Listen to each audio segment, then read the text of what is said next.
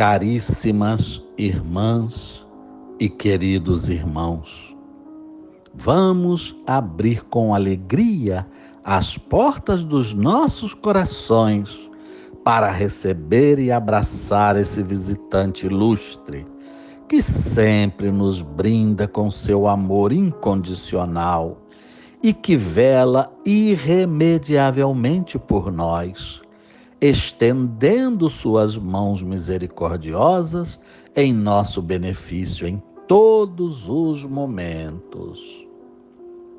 E como é bom saber que podemos contar com um amigo fiel como este e conviver com quem nos doa tanto.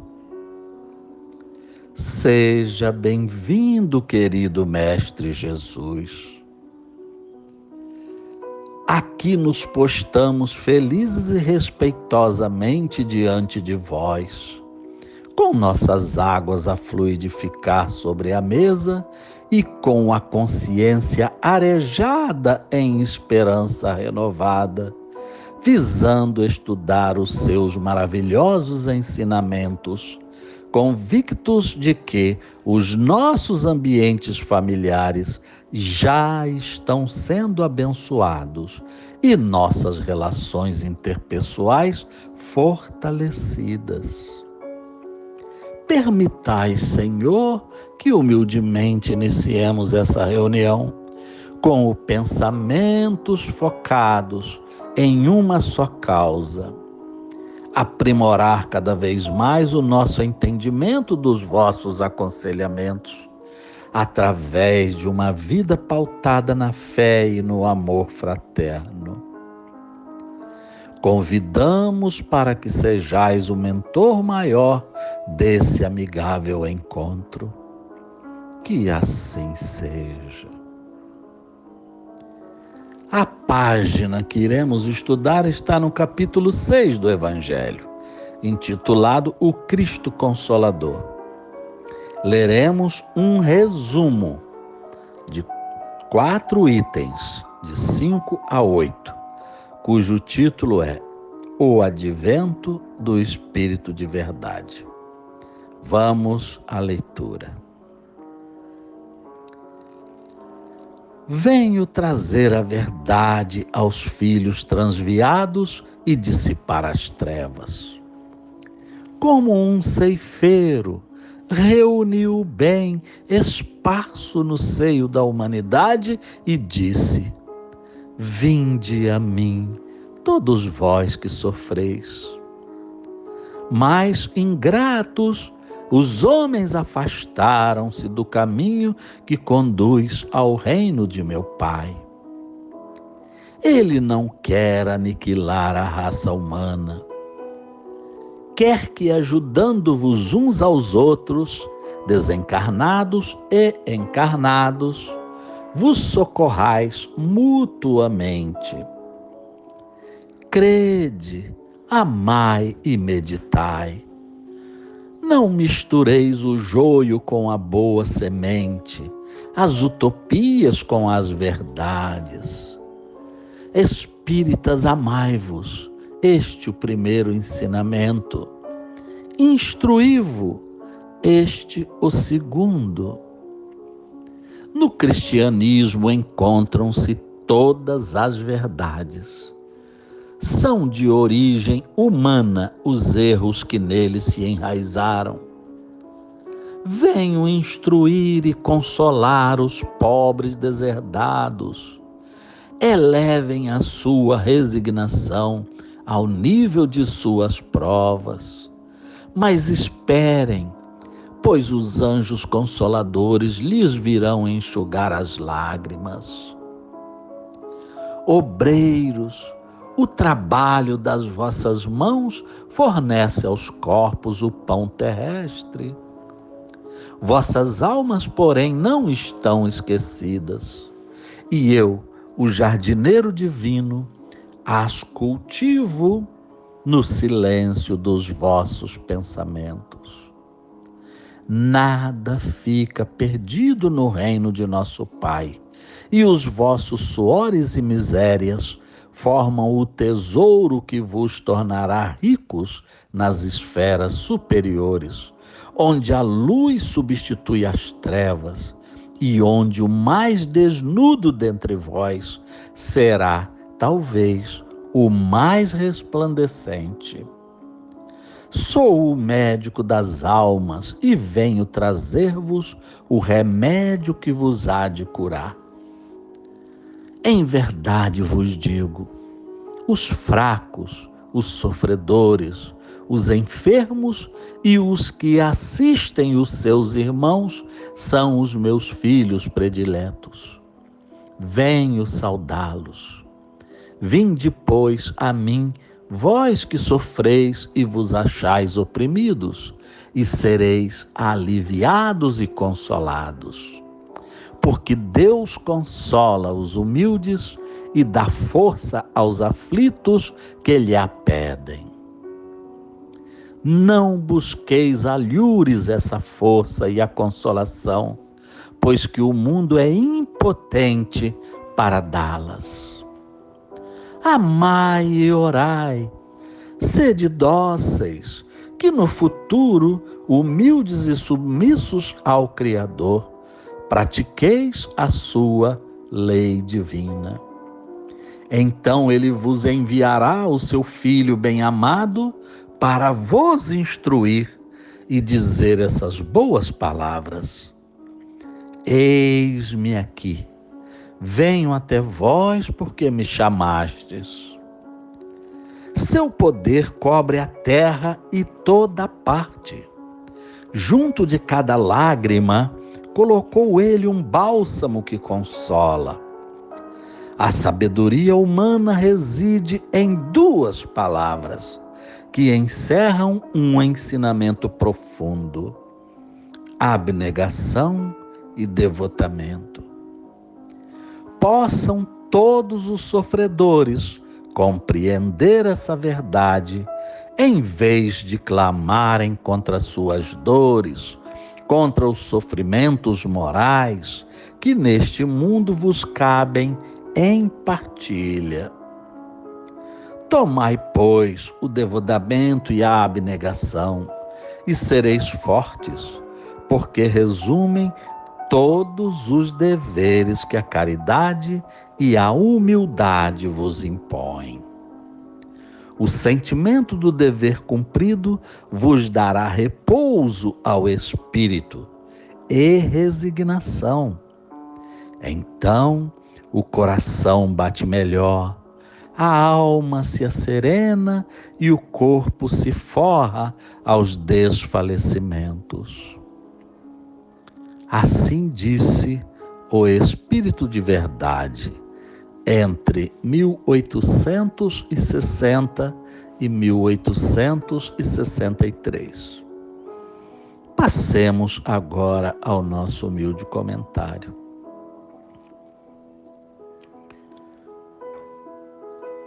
Que mensagens consoladoras do Espírito de Verdade nesse momento tão grave pelo qual estamos passando, com tantas famílias enfrentando provações dolorosas, como miséria absoluta, fome, desemprego, doenças e passamentos de parentes e amigos. Mas, como diz o Evangelho, quanto maior o desafio presente, maior a recompensa futura. O problema está em convencer a muitos cristãos que não creem nisso, apesar de Jesus ter afirmado várias vezes, e está registrado em Mateus capítulo 5 e Lucas capítulo 6. Ali há várias bem-aventuranças que confirmam que todo sofrimento será recompensado no céu. Se não, vejamos. Os que choram serão consolados. Os famintos serão saciados. Os que são pobres e sofrem, é deles o reino dos céus. E ditosos são os que agora choram, pois rirão. A questão então é: como nos convencermos de que não há castigo ao longo de nossas vidas, e sim oportunidades redentoras de ajustes morais? Infelizmente, como a maioria não tem como se comunicar com os ancestrais que já foram para o mundo espiritual, ficam em dúvida se eles foram realmente beneficiados ou seguem sofrendo do outro lado, como sofriam aqui. É por isso se sentem inseguros e temerosos acerca do futuro. Mas já chegou a hora de nós, cristãos, confiarmos nas palavras de Jesus sem duvidar. Se ele afirmou que os sofrimentos serão recompensados, por que nos descontrolamos tanto diante das provações desta vida? Adoramos afirmar que cremos em Deus, mas não demonstramos na prática essa fé, agindo quase sempre por conduta duvidosa. Nos aborrecemos ou revoltamos ao menor sacrifício a que somos submetidos. Lembremos-nos de que a soma de todos os nossos problemas não é nada diante do que sofreram os cristãos pioneiros, que foram discriminados, perseguidos e condenados a serem devorados nas arenas pelos leões, apenas por se confessarem cristãos. E o que é mais interessante é que eles não morriam chorando, gemendo ou gritando. Normalmente, de forma corajosa, ajoelhavam-se e entoavam cânticos angélicos enquanto eram devorados, pois entendiam que ali estavam dando o maior testemunho de fidelidade ao Deus Pai. Eles morriam convictos de que, tão logo seus corpos se mortificassem, sentiriam as mãos de Jesus a ampará-los, que foi o que efetivamente ocorreu. Esses relatos nos mostram cabalmente que ser cristão muitas vezes exige sacrifícios. Mas, acima de tudo isso, todos que vivem uma vida compatível com as recomendações crísticas serão compensados pela conquista definitiva da paz interior, que é o primeiro degrau para a glorificação de uma alma. Diante das dificuldades, nós temos duas vertentes a escolher. A primeira refere-se aos que arregaçam as mangas e seguem lutando conformadamente e com muita esperança em benefício da comunidade onde vivem. E a segunda vertente refere-se aos que se entregam ao desânimo, recolhendo-se em desespero e descrença. Um ser cristão jamais deveria seguir o segundo caminho, não importando o tamanho do desafio a vencer. A verdade é que, sempre que miramos um campeão subir feliz ao pódio para receber a sua medalha, não somos capazes de divisar o tamanho do sacrifício e da renúncia a que ele se submeteu durante os pesados treinamentos para chegar até esse triunfo. A pura verdade é que nenhuma vitória real é alcançada sem esforço. mas muitas vezes preferimos nos espelhar em pessoas com histórico de vitórias virtuais que ilusoriamente imaginam ser felizes, mas que na realidade estão somente gozando temporariamente de alguns privilégios materiais. Quando o modelo real que deveríamos seguir muitas vezes não vem coroado de sucesso, mas de equilíbrio emocional e espiritual, inspirados pelo amor e caridade praticada em benefício dos desfavorecidos.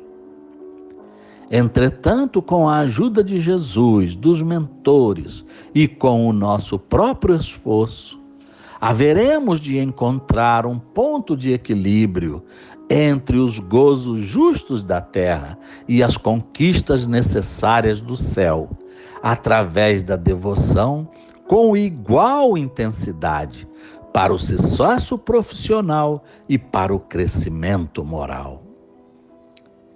Que Jesus nos inspire para que entendamos que estamos temporariamente sob uma tempestade que passará, deixando depois uma brisa fresca e pura, os campos floridos e um sol reluzente alimentando e aquecendo as almas merecedoras.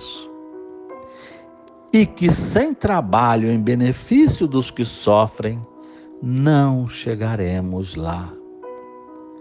Muita paz.